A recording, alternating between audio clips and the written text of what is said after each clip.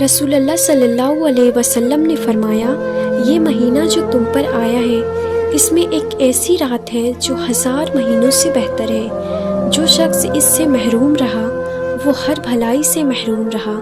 اس رات کی سعادت سے صرف بدنصیب کو ہی محروم کیا جاتا ہے۔ حضرت عائشہ صدیقہ رضی اللہ تعالیٰ عنہ بیان فرماتی ہیں کہ رمضان کے آخری عشرے کی طاق راتوں میں شب قدر کو تلاش کرو۔ جو شخص ایمان اور ثواب کی نیت سے شب قدر کا قیام کرتا ہے اس کے پچھلے گناہ معاف کر دیے جاتے ہیں۔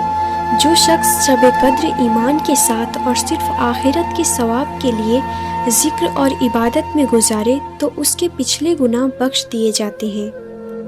حضور پاک صلی اللہ علیہ وسلم نے فرمایا کہ تمہارے اوپر ایک مہینہ آیا ہے جس میں ایک رات ہے جو 1000 مہینوں سے افضل ہے۔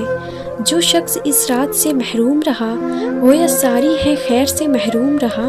شب قدر 1000 مہینوں سے بہتر ہے، یعنی اس رات کی عبادت 1000 مہینوں کی عبادت سے بہتر ہے۔ آقا دو جہاں محمد صلی اللہ علیہ وسلم نے فرمایا کہ شب قدر کو رمضان کے آخری عشرے میں تلاش کرو۔ یہ ایک معزز اور بابرکت رات ہے جس میں سب سے پہلے قرآن کریم نازل ہوا۔ قرآن کریم اس رات کو کچھ یوں بیان کر رہا ہے کہ یہ رات 1000 مہینوں سے بہتر ہے۔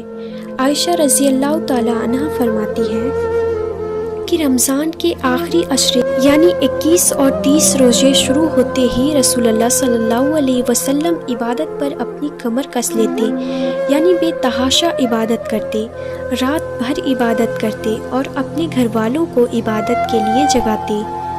بابرکت رات رمضان کے آخری عشرے میں سے کسی بھی رات میں مل سکتی ہے۔ ہمارے نبی صلی اللہ علیہ وسلم نے فرمایا، شب قدر کو رمضان کے آخری عشرے کی طاق راتوں میں تلاش کرو۔ طاق مطلب ایک رات کو چھوڑ کر، جیسے 21، 23، 25، 27، 29ویں رات۔ اس رات کا ثواب بہت زیادہ ہے۔ ابو ہریرہ رضی اللہ تعالیٰ عنہ نے بیان کیا کہ رسول اللہ صلی اللہ علیہ وسلم نے فرمایا، جو شخص رمضان کی راتوں میں ایمان کے ساتھ اور ثواب کی نیت سے قیام کرے، مطلب رات کی عبادت کرے، اس کے پچھلے گناہ بخش دیے جائیں گے۔ اس دعا کو کثرت سے پڑھیں۔